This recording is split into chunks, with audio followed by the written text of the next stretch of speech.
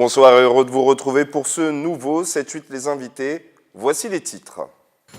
Nous recevrons sur ce plateau Paul Lataguera, étudiant en M2 Management. Il est à l'origine avec d'autres étudiants d'un forum de l'emploi qui se déroule demain à l'université Versailles 50 en Yvelines. Il nous présentera son projet.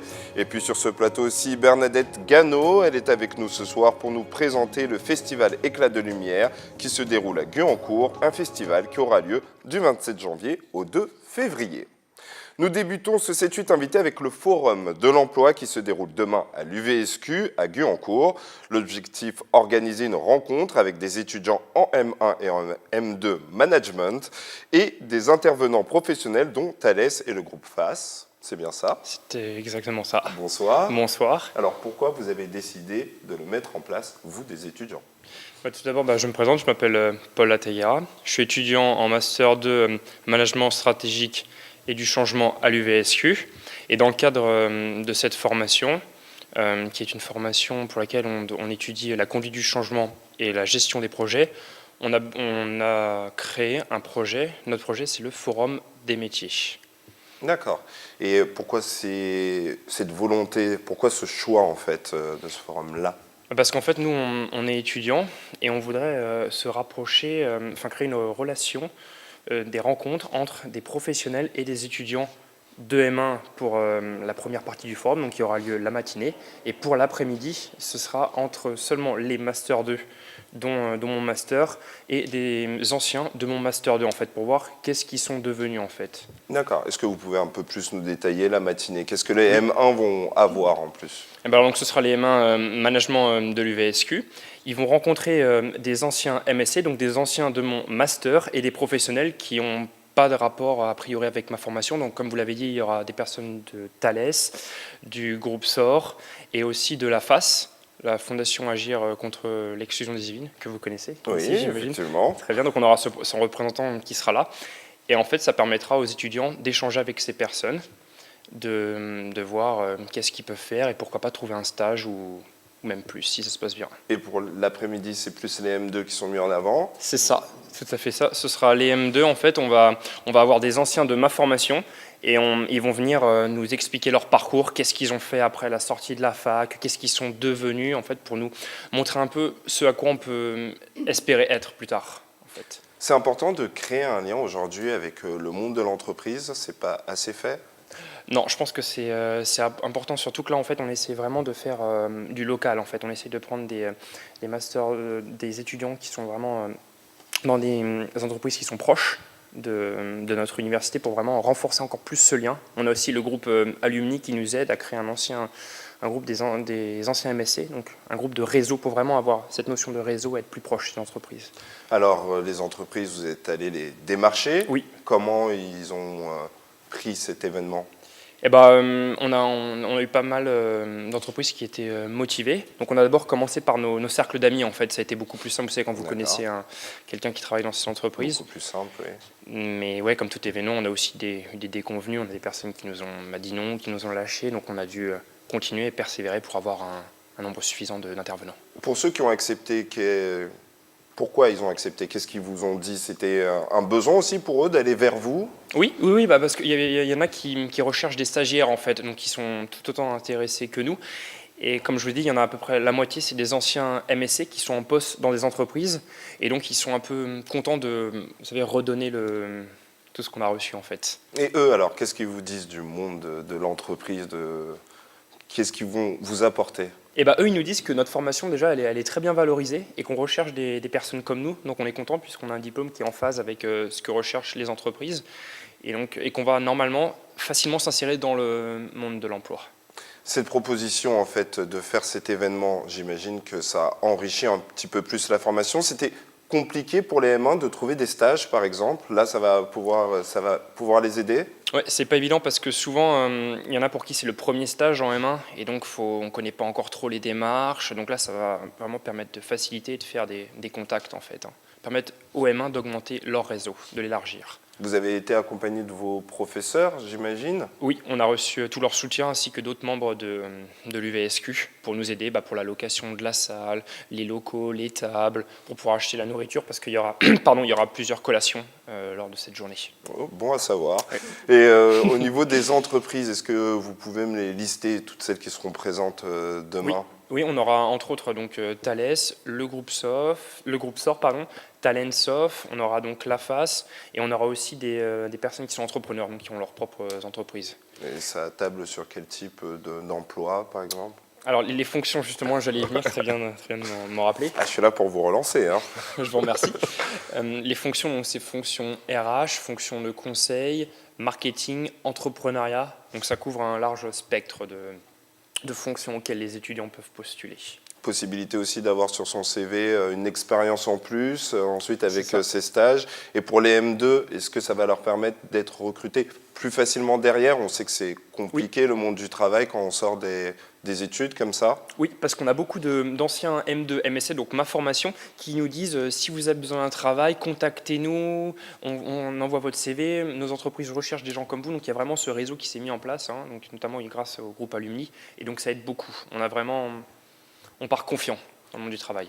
Vous partez confiant. Alors, toutes ces personnes qui ont déjà validé leur diplôme et qui ensuite reviennent, vous avez un petit bouquin avec tous les renseignements, leurs numéros. Il y a un suivi après cette journée? Oui, il y a donc un autre groupe. Moi, c'est le groupe Futur, donc qui doit organiser le forum des métiers. Il y a un autre groupe qui s'appelle le groupe Alumni.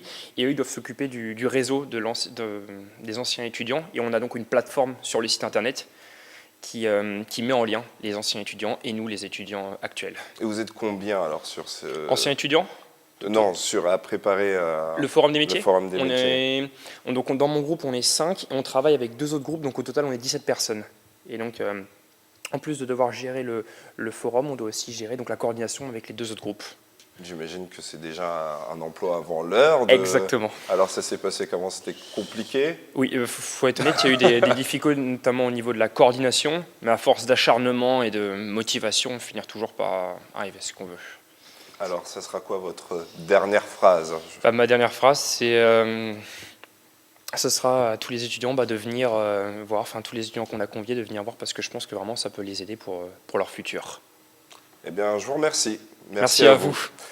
On passe maintenant au Festival d'Art Sacré, organisé du 27 janvier au 2 février au Cap Saint-Jacques, à Guyancourt. C'est la 2e édition du festival, le premier ayant eu lieu il y a 2 ans maintenant. Bonjour Bernadette Gano, vous êtes coordinatrice du festival Éclat de Lumière. Voilà, alors je ne suis pas seule, excusez, j'ai une voix qui défaille aujourd'hui. Donc je ne suis pas seule, je suis avec Marie-Pierre qui ne pouvait pas être là aujourd'hui et toute une petite équipe, on est 6 pour l'instant, et des bénévoles, enfin nous sommes tous bénévoles, mais enfin beaucoup de personnes autour de nous pour nous aider techniquement, quelquefois, monter éventuellement des installations, des micros, des ordinateurs, bref, tout ce qui peut se mettre en place pour accueillir nos artistes. Alors, dites-moi un peu plus sur ce festival. Alors, ce festival, donc, c'est la 2e édition, effectivement, festival Éclat de Lumière. Alors, pourquoi Éclat de Lumière? Parce que pendant cette période de l'année, on est un petit peu morose. La lumière, bon, maintenant, ça croît un petit peu, mais enfin, en règle générale, c'est quand même des journées un peu tristounettes. Et on s'est dit que ça correspondait vraiment à ce que nous vivions sur le plan de notre communauté chrétienne. C'est-à-dire que nous allons célébrer la présentation du Seigneur au temple, c'est-à-dire la Chandeleur, le 2 février. Et c'est la fête de la lumière par excellence. Alors on est très en lien avec un autre festival de la lumière, qui est le festival de Libourne, avec lequel on entretient d'excellentes relations.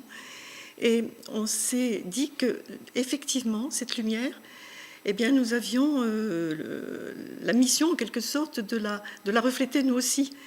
Et de la refléter par le beau, par le sacré, par tout ce qui nous tire vers le haut un petit peu.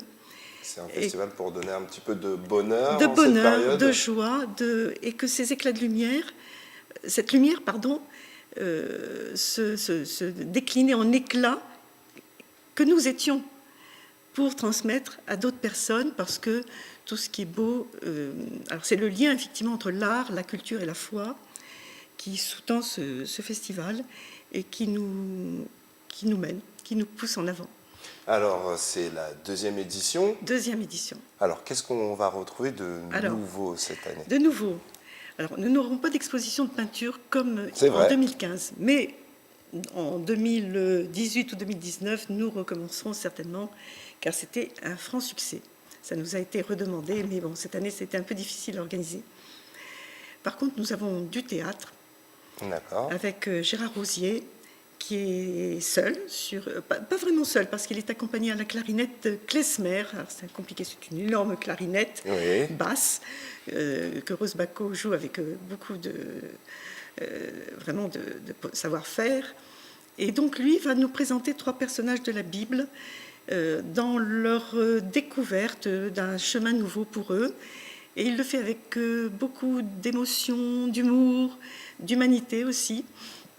Il change de vêtements, il se démène. Enfin bon, c'est vraiment entraînant et très touchant, car ce matin j'étais lépreux, nous sommes peut-être tous lépreux, à nous de voir quel chemin nous suivons. Il y a de la musique aussi. De la musique, avec des petits chanteurs de Saint-François de Versailles, qui vont nous interpréter alors encore des Noëls, puisque finalement, traditionnellement, on est dans la période de Noël jusqu'au 2 février. Ah d'accord. Donc, ils nous offrent ces chants de Noël, des caroles anglais, et également de la musique baroque française. Donc voilà, sous la direction musicale de Gaëtan Jarry. Je crois qu'ils sont très appréciés dans la région. Je les ai vus passer dans différents lieux juste avant Noël et juste après Noël. Donc ils arrivent chez nous. C'est une grosse organisation quand même, non? Pas vraiment. Ah pas non, vraiment. Non, c'est très agréable. Une semaine? Sur une semaine, c'est très très agréable d'accueillir tous ces artistes et on entretient vraiment des liens que je n'aurais jamais imaginés avant. C'est très sympathique.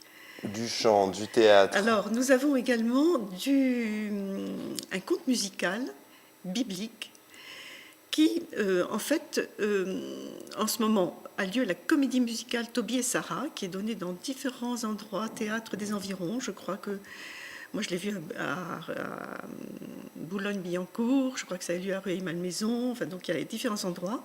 Elle a beaucoup de succès. Et donc là, nous n'aurons pas la comédie musicale, mais nous aurons le conte musical tiré de cette comédie, donc à 2 voix, avec Étienne et Jocelyne Tarnot, qui alterneront avec du chant, puisque Étienne est compositeur, chanteur, et donc il nous interprétera des extraits de la comédie musicale. Alors il y a eu une première édition. Vous avez reçu combien de personnes à peu près? Ça avait bien fonctionné? Ça avait bien fonctionné. Alors vous dire combien de personnes, c'est assez difficile. Nous avions eu du théâtre avec Sœur Emmanuelle, la pièce Yala. Là il y avait une centaine de personnes. Et puis après, que vous dire, 50 personnes d'un côté, 30 de l'autre. Il y avait des ateliers, il y avait... Et par contre, l'exposition de peinture, énormément de monde. Mais on vous a redemandé, on vous a sollicité derrière pour faire une deuxième édition. Alors, on nous a fait surtout confiance. Ah. Vous savez, il faut pas mal de temps, effectivement, pour qu'un festival puisse vraiment être connu. Le festival de Libourne fête ses 10 ans. Et son organisatrice m'a dit qu'il a fallu presque 10 ans pour vraiment être tout à fait connu. Et vous êtes combien? Racontez-moi, pour faire venir les artistes, comment ça se passe? Vous êtes êtes 6 pour l'instant, on espère bien étoffer notre équipe. Ce n'est pas très difficile, vous savez, il y a vraiment énormément de propositions qui sont faites dans le théâtre chrétien ou pas chrétien, enfin, mais qui du moins appellent le beau, qui suscitent une réflexion spirituelle. Alors, la première fois, nous avions fait venir François Suriès dans Sœur Emmanuelle Yala. C'est une pièce que, je veux dire, croyant ou non croyant, n'importe qui peut voir. Et donc, c'est notre but, c'est que ce festival s'adresse à tout le monde. Eh bien, merci d'être venu sur le plateau. C'est la fin de ce 7-8 invité. Bonne soirée à tous.